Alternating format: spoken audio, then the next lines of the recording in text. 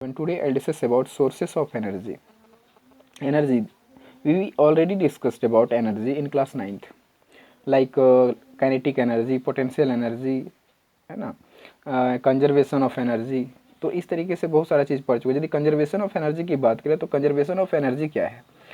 वो तो कंजर्वेशन का मतलब कांस्टेंट, हमेशा मतलब सेफ.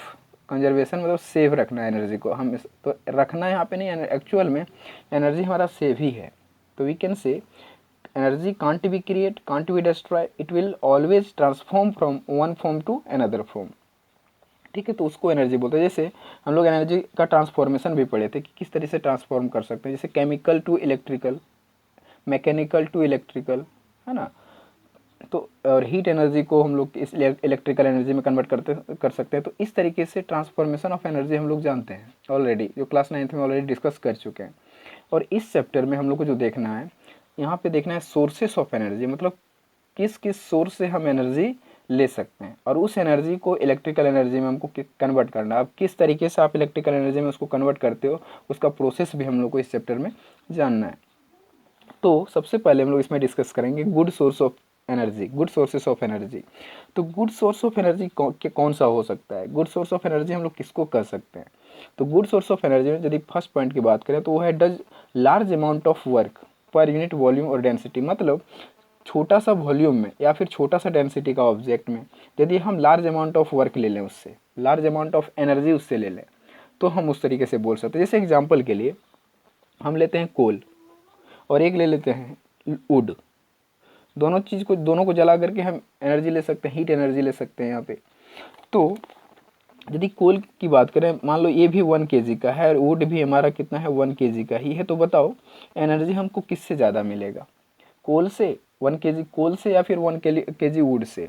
तो 100% यहाँ पे हमको कोल से एनर्जी ज़्यादा मिलेगा in comparison of would. 1 kg would say जितना हमको एनर्जी यहाँ पे मिलेगा, उससे ज़्यादा हमको कोल से मिलेगा. और कोल में, वुड में स्मोक ज़्यादा मिलेगा, जबकि कोल में उतना स्मोक हमको नहीं मिलने वाला है. तो ये चीज़ है. तो ऐसे कंडीशन में हमारा कोल क्या होगा, गुड सोर्स होगा. इस पॉइंट के अकॉर्डिंग हमारा गुड सोर्स क्या होगा, कोल होगा. क्योंकि ये दोनों को यदि हम बर्न करेंगे तो हमको एनर्जी कोल से ही ज़्यादा मिलने वाला है. 1 kg of coal, 1 kg wood लेंगे तो उसके कंपैरिजन में तो ये बहुत कम एनर्जी हमको देगा. तो ये चीज़ है. मतलब वॉल्यूम और डेंसिटी के अकॉर्डिंग यदि गुड सोर्स की बात करें तो हमारा यहाँ पे कोल मिलेगा. नेक्स्ट वन है कि सेकेंड वन पॉइंट यदि इसकी बात करें, सेकेंड पॉइंट कौन सा गुड सोर्स हो सकता है? एक सेकेंड है कि ईजी एसेसिबल होना चाहिए, ईजिली एसेसिबल होना चाहिए. वैसा सोर्स उसको हम लोग गुड सोर्स बोलेंगे जो ईजी टू एसेसिबल होना चाहिए. ठीक है.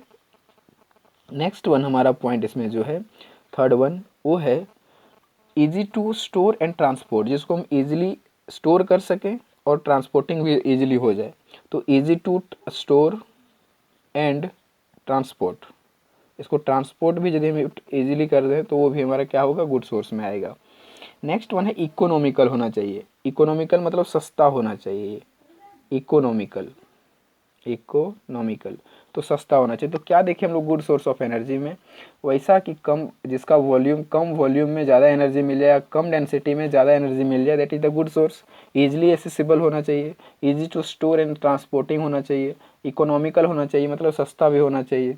तो ये सारे है जो गुड सोर्सेस ऑफ एनर्जी का पॉइंट्स है, मतलब ये सब. ठीक है. तो गुड सोर्स ऑफ एनर्जी किसको बोलेंगे, ये सारा 4 पॉइंट में हमारा क्लियर होता है.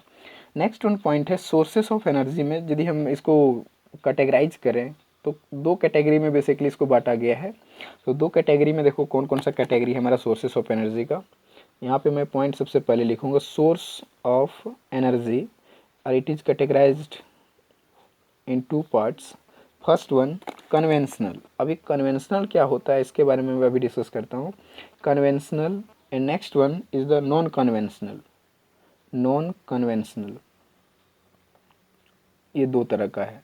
कन्वेंशनल मतलब पुराना, ओल्ड, और नॉन कन्वेंशनल मतलब नया, जो अभी इन्वेंट हुआ है, नया नया चीज़. तो कन्वेंशनल और नॉन कन्वेंशनल में यही डिफरेंस है. जैसे कन्वेंशनल में हमारा आएगा, पुराना का बात करें तो फॉसिल फ्यूल्स आएगा, जैसे कोल हो गया, वुड हो गया, पेट्रोल हो गया, डीजल हो गया, है ना, जिसको बर्न करके हम एनर्जी ले सकते हैं. तो ये सब कन्वेंशनल में आएगा, पुराना जैसे फॉसिल फ्यूल्स. ठीक है, कोल, वुड, पेट्रोल, डीजल, etc. ठीक है। और भी चीज़ हैं इसमें, जैसे हमारा आ जाएगा hydro power plant, water energy, फिर विंड एनर्जी आ जाएगा आपका, ठीक है, ये किसमें, कॉन्वेंशनल में। फिर आपका आ जाएगा बायोमास आ जाएगा। बायोमास मतलब एक काऊ डंग से जो हम लोग एनर्जी प्राप्त मतलब लेते हैं वो सब चीज़। तो यहाँ पे हमारा कॉन्वेंशनल में सारा पुराना चीज़ जो पुराने ज़माने से चलते आ रहा है, that is the conventional, okay. और नॉन कॉन्वेंशनल मतलब नया चीज़, जैसे सोलर एनर्जी बाद में आया, इन्वेंट हुआ। सोलर एनर्जी हो गया, टाइडल एनर्जी हो गया, है ना, ओशियल थर्मल एनर्जी हो गया, जियो थर्मल एनर्जी हो गया, न्यूक्लियर एनर्जी हो गया। तो ये सब है हमारा नॉन कॉन्वेंशनल। तो यहाँ पे डायरेक्ट यदि हम लिखें तो this one is the old and this one is the new. मतलब ये न्यू इन्वेंशन जो हो गया उसको नॉन कॉन्वेंशनल बोलते हैं, और कॉन्वेंशनल मतलब ओल्ड, जो पुराने ज़माने से हम लोग एनर्जी लेते आ रहे हैं, ठीक है। तो हम लोग यही दो तरीके का जानते हैं। और भी यदि मैं दो तरीके का और होता है एनर्जी, जो डिफरेंट टाइप्स इसको हम लोग बोल सकते हैं, वो है रिन्यूएबल और नॉन रिन्यूएबल। मतलब सोर्सेस ऑफ एनर्जी को ये कन्वेंशनल और नॉन कन्वेंशनल में तो हम लोग कैटेगराइज कर दिए। और भी इसका दो कैटेगरी है, यदि इसको डिफरेंट तरीके से यदि देखें तो दो कैटेगरी में इसको रखा गया है। एक है रिन्यूएबल रिन्यूएबल रिन्यूएबल और एक है नेक्स्ट वन नॉन रिन्यूएबल, ठीक है, नॉन रिन्यूएबल। तो आप देखो इस वर्ड से ही पता चल रहा है कि कौन क्या है। सो रिन्यूएबल मतलब जिसको रिन्यू कर सकें, मतलब रिसाइकल कर सकें, और नॉन रिन्यूएबल का मतलब है जिसको रिसाइकल नहीं कर सकते हैं। तो ये चीज़ है। तो ये सब सोर्स है हमारे सोर्सेस ऑफ एनर्जी में, दो कैटेगरी में। यहाँ पे कन्वेंशनल और नॉन कन्वेंशनल में आप समझ गए कि जो पुराने ज़माने से यूज़ करते आ रहे हैं दैट इज़ द कन्वेंशनल, और जो अभी नया है, जो न्यू इन्वेंट हुआ है, जिससे एनर्जी हम ले रहे हैं, that one is the non conventional. और रिन्यूएबल का मतलब है रिन्यूएबल जिसको हम रिन्यू कर सकें, मतलब बार बार जिसको यूज़ कर सके, जिसको यूज़ करें तो उससे कोई फ़र्क नहीं पड़ता है, मतलब कंटिन्यूस इसको यूज़ करते रहे जो। और नॉन रिन्यूएबल का मतलब है जो एक बार यूज़ कर लिए वो दोबारा यूज़ ना कर सकें। तो एग्जाम्पल में यदि मैं इससे रिलेटेड यदि एग्जाम्पल की बात करूँ मैं, तो एग्जाम्पल इसका हो जाएगा, इससे रिलेटेड एग्जाम्पल मैं बताता हूँ। रिन्यूएबल की बात करें तो ये हो जाएगा आपका सोलर एनर्जी, वाटर एनर्जी, ये सब क्या है, रिन्यूएबल है, ठीक है। मतलब इसको ख़त्म ही नहीं कर सकते, ये तो रिसाइकल है। पानी से जो एनर्जी लेंगे, जैसे बार बार बारिश तो हो ही जाती है, तो वो क्या है, रिन्यूएबल में आएगा। और यदि बात करें हम नॉन रिन्यूएबल का, तो नॉन रिन्यूएबल में जैसे हो गया वुड, फॉसिल फ्यूल्स, जैसे डीजल, पेट्रोल, etc। तो डीजल, पेट्रोल वगैरह क्या है, नॉन रिन्यूएबल में, जिसको हम एक बार यूज़ कर लिए फिर दोबारा वो यूज करने लायक नहीं रहा, तो वो हो जाएगा नॉन रिन्यूएबल में। तो रिन्यूएबल मतलब जिसको हम एक बार यूज़ किए तो दोबारा फिर यूज़ कर सकते हैं। जैसे क्या क्या बोले, वाटर हो गया, विंड हो गया, है ना, विंड, वाटर। तो जो भी चीज़ है आपका, आप वो सब एग्जांपल में ले सकते हो जिसको हम बार बार यूज़ कर सकते हैं। और नॉन रिन्यूएबल में फॉसिल फ्यूल सबसे पहले आएगा, कोल, पेट्रोलियम, है ना, डीजल, etc। तो ये सब चीज़ है। तो हम लोग दो तरीके से इसको देखें कैटेगराइज करके, एक कॉन्वेंशनल, नॉन कॉन्वेंशनल, फिर रिन्यूएबल, नॉन रिन्यूएबल, इस तरीके से कैटेगराइज को कर चुके हम लोग। अब हम लोग फॉसिल फ्यूल्स से रिलेटेड डिस्कस करते हैं, कॉन्वेंशनल, इस पर हम लोग पूरा डिस्कस करेंगे कि कॉन्वेंशनल क्या क्या है और उसको एनर्जी जो प्राप्त किया जाता था, पहले एनर्जी जो लिया जाता था वो किस तरीके से एनर्जी को लिया जाता था, उसके बारे में हम लोग डिस्कस करेंगे। तो कन्वेंशनल में सबसे पहले हम लोग डिस्कस करते हैं फॉसिल फ्यूल्स पे। तो फॉसिल फ्यूल्स, तो इसमें डीजल, पेट्रोल, बहुत सारा चीज़ आएगा फॉसिल फ्यूल्स में। जैसे कोल आ जाएगा, वुड आ जाएगा, पेट्रोल आ जाएगा, डीजल आ जाएगा, है ना। तो इसको बर्न करके इलेक्ट्रिसिटी लिया जा, मतलब इलेक्ट्रिसिटी हम लोग लेते थे। तो इसको बर्न करके किस तरीके से लेते थे, तो उसके लिए हम लोग एक प्लांट बनाते थे, जिससे मतलब एक प्लांट उसके लिए मतलब बनाया जाता था पहले, और अभी भी है, थर्मल पावर प्लांट, जिसमें जहाँ से हम इलेक्ट्रिसिटी डेवलप कर सकते हैं। मतलब फॉसिल फ्यूल्स यूज करके इस प्लांट में क्या किया जाता है, वहाँ से एनर्जी लिया जाता है, इलेक्ट्रिकल एनर्जी।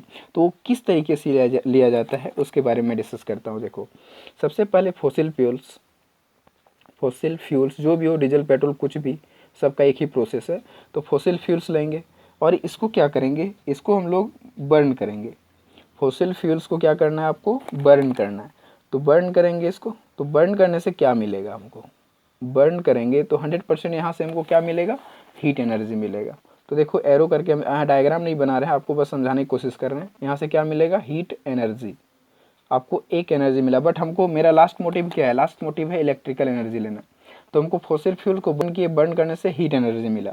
अब हीट एनर्जी से क्या करेंगे, इस हीट पे हमको वाटर को डाल देना, मतलब इसके मतलब एक बड़ा सा बर्तन लो और उसमें वाटर को डाल दो। तो वाटर को यदि मैं डाल दूंगा इसमें, तो वाटर 100% क्या होगा, वाटर हीट होगा। और हीट होने से वाटर क्या डेवलप करेगा, वाटर जो है सो स्टीम डेवलप करेगा। स्टीम, स्टीम आप जान रहे हो स्टीम। तो इस स्टीम के सामने हमको टरबाइन लगा देना है। टरबाइन, टरबाइन एक डिवाइस है जो मूव करता है, हमेशा घूमता रहता है, मतलब एनर्जी देने पर घूमेगा, वो फैन जैसा होता है, ठीक है। तो टरबाइन उसके सामने लगा देंगे और उस टरबाइन को हमको कनेक्ट कर देना है डायनेमो से। डायनेमो मतलब जनरेटर से। तो डायनेमो यदि डायनेमो को मूव कराता है, that is a mechanical work. और मैकेनिकल वर्क जहाँ पे डायनेमो हमको क्या देता है, इलेक्ट्रिकल एनर्जी देता है, जो ऑलरेडी जनरेटर में पढ़ चुके हैं। जनरेटर इज द डायनेमो, ठीक है। तो डायनेमो को क्या किया, देखो सबसे पहले बर्न किए, हीट एनर्जी मिला, हीट एनर्जी से वाटर को गर्म किए, गर्म करने से स्टीम मिला, स्टीम मिलने से टरबाइन को घुमा रहा है, वो स्टीम, स्टीम के सामने टरबाइन को रख रहे हैं, तो टरबाइन को घुमा रहा है, पाइप के थ्रू स्टीम को छोड़ा जाता है, जिससे प्रेशर भी मिले तो टरबाइन वहाँ पे घूमने लगता है। अब डायग्राम बुक में देख लेना power plant, thermal power plant का। तो वहाँ से डायनेमो को, उसमें इसको क्या है, इसका टरबाइन के एक्सेल को कनेक्ट कर देते हैं हम लोग डायनेमो से। तो जब टरबाइन घूमता है तो डायनेमो को भी घुमाता है, ठीक है। जब डायनेमो घूमेगा तो 100% यहाँ से क्या डेवलप होगा, हमारा डायनेमो से ये मिलता है यहाँ से हमको इलेक्ट्रिकल एनर्जी। इलेक्ट्रिकल एनर्जी जिसको करंट बोलते हैं, डायनेमो हमको करंट देता है, इलेक्ट्रिकल करंट। तो इसमें फिर हमको क्या लगा देना है, बल्ब। तो बल्ब क्या होगा, ग्लो होगा। तो मतलब हमको इलेक्ट्रिकल एनर्जी कुछ इस तरीके से मिलता है। तो क्या किए, फॉसिल फ्यूल्स को बर्न किए, वहाँ से हीट एनर्जी मिला, हीट एनर्जी से वाटर गर्म किए, वाटर गर्म करने से स्टीम मिला, स्टीम से टरबाइन को घुमाए, टरबाइन को घुमाने मतलब टरबाइन को कनेक्ट कर दिया डायनेमो से, डायनेमो घुमा, डायनेमो मैकेनिकल वर्क करने से हमको इलेक्ट्रिकल एनर्जी मिला। इलेक्ट्रिकल एनर्जी को फिर हम इजीली बल्ब जलाने में या तो फिर कोई भी दूसरे वर्क करने में हम लोग इस इलेक्ट्रिकल एनर्जी को यूज किए। मतलब इलेक्ट्रिकल एनर्जी इस तरीके से हमको थर्मल पावर प्लांट से मिलता है, जो फॉसिल फ्यूल्स के अकॉर्डिंग है, ठीक है। अब हम लोग वाटर की बात करते हैं, hydro power plant. Hydro power plant की बात करते हैं, हाइड्रो पावर प्लांट, ये वाटर डैम से होता है, ठीक है। वाटर डैम, ये देखो किस तरीके से काम करता है। डैम आप जान रहे हो, डैम। और डैम में क्या होता है, डैम में एक्चुअली डैम के वाल में गेट लगा होता है। आप कभी जब जाने का मौका मिले आपके, आप बहुत सारा फॉल देखने जाते हो, वाटरफॉल, तो वहाँ पे देखना कि वहाँ पे गेट लगा होता है, ठीक है। गेट लगा रहता है डैम में, इधर पानी को रोका जाता है डैम में, और यहाँ पे छोटा छोटा गेट, 2-3 गेट लगाया रहता है। तो एक्चुअल में क्या होता है, और ये गेट के नीचे बहुत नीचे गड्ढा होता है नीचे, तो उस वाटर को छोड़ा जाता है। कहाँ पे मतलब वाटर को बीच बीच में छोड़ा जाता है। तो एक्चुअल में ये डैम में जो गेट होते हैं ना, उसको हमेशा बंद रहता है, उसको हमेशा बंद रखा जाता है इस गेट को। तो इसको खोला कब जाता है, इसको एक्चुअली क्या है ना कि इसके नीचे, मतलब डैम होता है तो डैम का वाल बहुत ऊंचा होगा, तो 100% नीचे इधर उसके अपोजिट साइड में बहुत गड्ढा होगा नीचे, तो नीचे में टरबाइन लगा रहता है, टरबाइन। तो टरबाइन हम जानते हैं कि उसको एनर्जी मिलेगा तो वो मूव करेगा, तो वाटर को इसी के ऊपर गिराया जाता है। डैम के वाटर को का गेट खोल के इस टरबाइन पे वाटर गिराया जाता है। तो गिराने से टरबाइन जो मूव होना स्टार्ट हो जाता है, टरबाइन घूमना स्टार्ट हो जाता है। और इसी टरबाइन में हमको डायनेमो सेट कर देना है। डायनेमो मतलब जनरेटर, जनरेटर को सेट कर देना है। तो टरबाइन के साथ डायनेमो मतलब सेट रहता है, तो टरबाइन के एक्सेल के साथ डायनेमो का एक्सेल सेट रहता है, जिसके कारण ये मूव करता है तो डायनेमो भी मूव करता है। जब डायनेमो मूव करेगा तो 100% हमको कौन सा एनर्जी मिलेगा, इलेक्ट्रिकल एनर्जी। तो इस तरीके से हमको इलेक्ट्रिकल एनर्जी यहाँ से मिलता है, वाटर मतलब हाइड्रो पावर प्लांट से। पानी को टरबाइन पे गिराना, टरबाइन वर्क करेगा डायनेमो के साथ, और डायनेमो हमको क्या देगा, इलेक्ट्रिकल एनर्जी। फिर उस इलेक्ट्रिकल एनर्जी को हम लोग यूज कर सकते हैं लॉन्ग रीजन के लिए, ठीक है। ये चीज़ हो गया। नेक्स्ट हमारा आता है विंड एनर्जी, हवा का एनर्जी। देखो क्या है विंड एनर्जी, ये किस तरीके से काम करता है। तो विंड एनर्जी एक्चुअल में हम लोग इधर नहीं देखते हैं, ये एक्चुअल में उस जगह पे लगाया जाता है जहाँ पे एक्चुअल में क्या है ना, विंड एनर्जी कुछ टाइप से टावर टाइप से होता है, और यहाँ पे बड़ा बड़ा फैन लगा होता है, इसमें इसमें फैन लगा होता है, ठीक है। टावर टाइप से होता है, उसमें फैन लगा होता है। और इसको एक्चुअल में लगाया जाता है जहाँ पे हवा का स्पीड, आई मीन एयर का स्पीड 15 किलोमीटर पर आवर के स्पीड से हो। यदि इतना स्पीड रहता है तो ऐसे ही प्लेस में लगाया जाता है, डेजर्ट एरिया में जहाँ पे बहुत तेज़ हवा चलती हो, ठीक है। एक्चुअल में इधर तो नहीं है, लेकिन दूसरे जगह पे है जहाँ पे इतना हवा, जितना आप जहाँ 15 किलोमीटर पर आवर स्पीड से जहाँ पे हवा चलेगा वहाँ पे इसको यूज किया जाता है, ठीक है। तो एक्चुअल में इसमें फ़ैन लगा होता है, ये मूव करता है, जिसके कारण एनर्जी हमको, जहाँ पे फैन मूव कर रहा है इसमें टरबाइन फिर कनेक्ट कर देते हैं, और टरबाइन कनेक्ट करने के बाद डायनेमो, डायनेमो के बाद इलेक्ट्रिकल एनर्जी वहाँ से हम ले लेते हैं। ठीक है, तो इसका डिसएडवांटेज और एडवांटेज आप बुक से देख लेना। एक्चुअल में क्या है ना कि इसका डिसएडवांटेज है कि बहुत खर्च आता है इसमें, ये चीज़ है इसका डिसएडवांटेज। और एनर्जी बहुत कम देता है, क्योंकि ये जितना एनर्जी देता है उससे हम बहुत लॉन्ग डिस्टेंस के लिए एनर्जी नहीं दे सकते। हाइड्रो पावर प्लांट ठीक है, ये बहुत दूर तक एनर्जी देता है, बट ये भी बहुत एरिया को लेता है। हाइड्रो, इसका डिसएडवांटेज की बात करें हाइड्रो पावर प्लांट की, तो ये बहुत ज़्यादा जगह को लेता है। इससे बहुत सारे गांव डूब जाते हैं, डैम बनाने से बहुत सारा गांव डूब जाता है पानी के। ठीक है, थर्मल पावर प्लांट क्या है, इसके कारण बहुत बर्न, ये क्या बोलते हैं, स्मोक निकलता है, जिससे हमारा क्या बोलते हैं उसको, स्मोक निकलता है, जिससे पोल्यूशन होता है। पोल्यूशन के कारण, मतलब पोल्यूशन इसका डिसएडवांटेज है। और फॉसिल फ्यूल्स हमारा लिमिटेड है। ठीक है, ये भी डिसएडवांटेज के अंदर आएगा। नेक्स्ट वन, विंड एनर्जी तो समझ गए आप, ये फैन लगा, मतलब लगा आता है, विंड एनर्जी कुछ इस टाइप से काम करता है, ये भी लिमिटेड है। ये बहुत जगह, हर जगह पे इतना स्पीड हवा का नहीं होता है, जिसके कारण ये भी उतना मतलब अच्छा नहीं है, मतलब हमको लॉन्ग रेंज का ये एनर्जी नहीं दे पाता है। मतलब बहुत ज़्यादा शहर को हम रोशनी, मतलब कर क्या बोलते हैं, बहुत ज़्यादा शहर को हम एनर्जी नहीं दे सकते, इलेक्ट्रिकल एनर्जी। ये छोटे से रीज़न के लिए सही है। ठीक है, तो ये सब डिसएडवांटेज में आएगा। नेक्स्ट आता है बायोगैस। बायोगैस आप इसको भी रीड कर चुके हैं ऑलरेडी जूनियर क्लास में, बट यहाँ पे मैं यदि बात करूँ तो बायोगैस काऊ डंग से, एक्चुअल में इसको काऊ डंग से यूज़ किया जाता है। मतलब क्या होता है ना, इसके लिए एक बनाया जाता है गोबर गैस जिसको बोलते हैं। तो कुछ इस टाइप से एक टैंक बनाया जाता है। इसमें क्या होता है, इसको डाइजेस्टर भी बोलते हैं, डाइजेस्टर, डाइजेस्टर भी बोला जाता है इसको। तो इसमें क्या है, एक साइड से हम लोग काऊ डंग डालते हैं, या तो कचड़ा वचड़ा सब डालते हैं, और इसमें कुछ इस टाइप से पैक रहता है। इसमें क्या होता है, मीथेन गैस निकलती है। बहुत दिन सड़ने पर यहाँ पे मीथेन गैस निकलता है, और इस मीथेन गैस को हम लोग यूज़ करते हैं as a gas, as a fuel use करते हैं। तो इससे हम लोग खाना वाना बनाने के लिए भी हम लोग यूज़ करते हैं, गैस चूल्हा, मतलब क्या बोलते हैं, मीथेन गैस बहुत ही, मतलब जलने में अच्छा चीज़ है, मतलब अच्छा गैस, क्या बोलते हैं, मीथेन गैस जो है सो बर्न होने में बहुत इजीली बर्न होता है। ठीक है, मतलब जिस तरीके से एलपीजी गैस होता है उसी टाइप से मीथेन गैस भी हम लोग यूज़ कर सकते हैं। तो इस तरीके से गोबर गैस जो है डाइजेस्ट, मतलब इसको बायोगैस बोला जाता है, बट इसको गोबर गैस इसलिए बोलते हैं, एक्चुअल में लिखा भी रहता है बुक में गोबर गैस, काऊ डंग इसमें यूज़ किया जाता है। और क्या होता है ना कि इसका जो इस जितना गैस बनता है, लेकिन जो बाकी बच जाता है इसमें, वो खाद के रूप में यूज़ किया जाता है, जिसको क्या बोल सकते हैं, जैसे खेत उत में डालने के लिए। तो ये खेत उत के लिए बहुत इंपॉर्टेंट होता है, उसका बचा हुआ चीज़। ठीक है, और इस तरीके से हम बायोगैस को यूज़ कर सकते हैं, जिसको गोबर गैस बोला जाता है। ठीक है, ये चीज़ है। मतलब काऊ डंग होता है, उसमें को क्या करते हैं हम लोग, इसमें बर्न करते हैं। काऊ डंग जो है वो मीथेन गैस निकलता है, वहाँ से उसको बर्न करते हैं। इलेक्ट्रिकल एनर्जी किस तरीके से मिलता है वो चीज़ मैं इसमें बता दूँ। देखो, सबसे पहले इसमें मीथेन गैस बना, मीथेन गैस से हमको क्या मिलेगा, यहाँ से इसको जलाएंगे तो हीट एनर्जी मिलेगा। हीट एनर्जी मिलने से उसको क्या करेंगे हम लोग, हीट एनर्जी को फिर हम वाटर को हीट करेंगे, वाटर हीट करेंगे, फिर वो स्टीम छोड़ेगा, स्टीम को फिर हम लोग टरबाइन में लगाएंगे, टरबाइन में लगाने के बाद फिर जनरेटर या फिर डायनामो में लगाएंगे, फिर वो इलेक्ट्रिकल एनर्जी देगा। तो इस तरीके का प्रोसेस है, बहुत लंबा प्रोसेस है इसमें भी। ठीक है, हमको इलेक्ट्रिकल एनर्जी लेने में बायोगैस में, तो इस तरीके से यूज़ होता था। ये तो सारा कन्वेंशनल एक हो गया हमारा, सारा कन्वेंशनल की बात। ठीक है, अब नॉन कन्वेंशनल की बात करते हैं कि नॉन कन्वेंशनल के अंदर कौन कौन सा एनर्जी आता है। तो नॉन कन्वेंशनल की यदि बात करें हम, तो नॉन कन्वेंशनल में आपका आता है, देखो, नॉन कन्वेंशनल, नॉन कन्वेंशनल जितना भी डिस्कस किए उधर हम कन्वेंशनल की बात किए। अब ये नॉन कन्वेंशनल एनर्जी किससे हमको मिलता है, नॉन कन्वेंशनल, तो नॉन कन्वेंशनल में आ जाएगा आपका सोलर एनर्जी। सोलर एनर्जी आप इसको बहुत अच्छी तरीके से जानते हैं, सोलर एनर्जी, इसको इन्वेंट होने में बहुत ज़्यादा दिन नहीं हुआ है।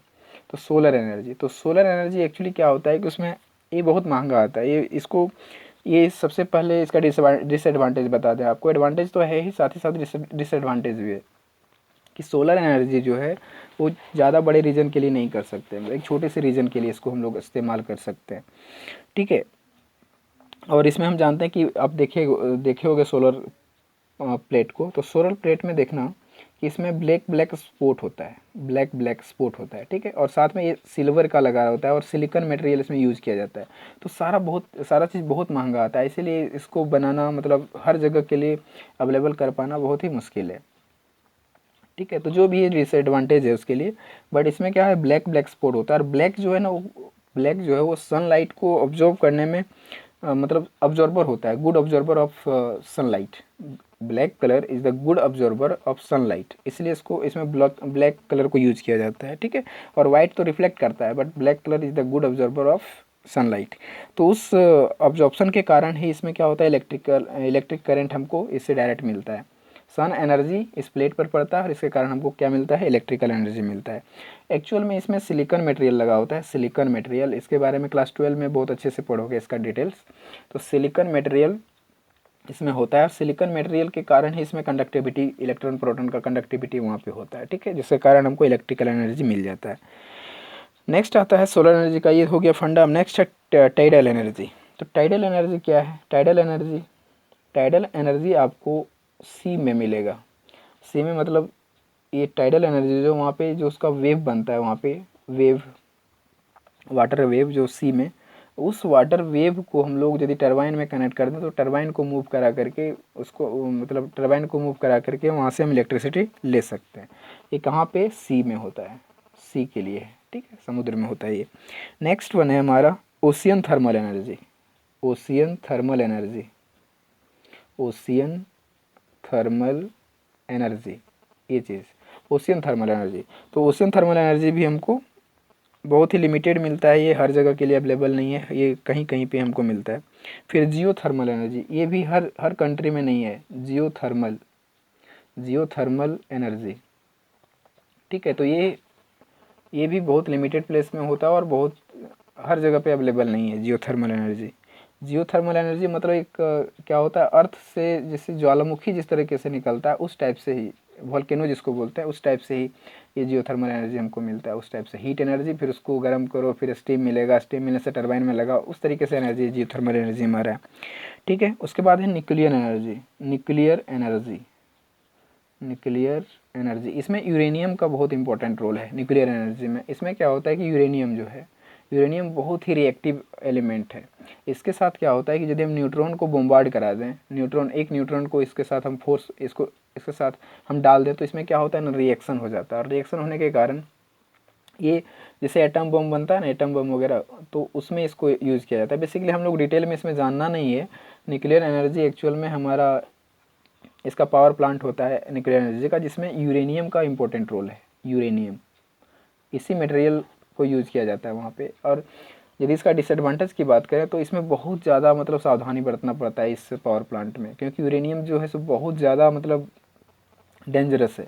इसको यदि आप खुले में मतलब क्या बोलते हैं, थोड़ा सा भी यदि आप कहीं पे इसका पावर प्लांट में लीकेज हो गया, मतलब इसका पावर प्लांट इस तरीके से बनाया जाता है कि फुल्ली पैक हो, थोड़ा सा भी लीकेज हो गया तो पूरे मतलब उस प्लेस को ही बर्बाद कर देगा वो। तो इतना ज़्यादा रिएक्टिव होता है यूरेनियम मटेरियल दिस पर। मतलब न्यूक्लियर एनर्जी, वैसे भी न्यूक्लियर एनर्जी जो होता है ना वो बहुत स्ट्रॉन्ग होता है, बहुत ज़्यादा स्ट्रॉन्ग, मतलब सब तरह के एनर्जी से स्ट्रॉन्ग आपका न्यूक्लियर एनर्जी है। तो इस तरीके से सारा एनर्जी हम यहाँ पे रीड कर लिए। तो इतने तरह का एनर्जी होता है, इस पूरे चैप्टर में इतना ही सारा एनर्जी पढ़ना है। और ये पूरा चैप्टर थ्योरेटिकल है, आप इसको यदि कंसंट्रेट होकर पढ़ो तो आपके लिए आप खुद ही सब कुछ जान चाहोगे, ठीक है। तो इस थ्योरेटिकल पार्ट है, आप एक बार बुक देख लेना, आपको सारा चीज़ क्लियर हो जाएगा। अब हम लोग थोड़ा सा डिस्कस कर लें, जैसे कॉन्वेंशनल और नॉन कॉन्वेंशनल तो हम लोग रीड कर चुके, ठीक है। रिन्यूएबल नॉन रिन्यूएबल दोनों चीज़ रीड कर चुके। दोनों में यदि डिफरेंस यदि आपको पूछा जाए तो आप इजीली बता सकते हो। जैसे नॉन रिन्यूएबल और रिन्यूएबल की बात करें, यदि हम रिन्यूएबल एंड नॉन रिन्यूएबल ये दोनों की बात करें हम, तो ये दोनों में डिफरेंस बहुत इजी है, क्योंकि इसको हम लोग बार बार रिन्यू कर सकते हैं, इसको रिन्यू नहीं कर सकते हैं, ठीक है। मतलब ये जो रिन्यूएबल यहाँ पे सबसे बेस्ट होगा हमारे लिए, और नॉन रिन्यूएबल क्या होगा, ये तो लिमिटेड है, this one is the limited, और ये तो अनलिमिटेड है।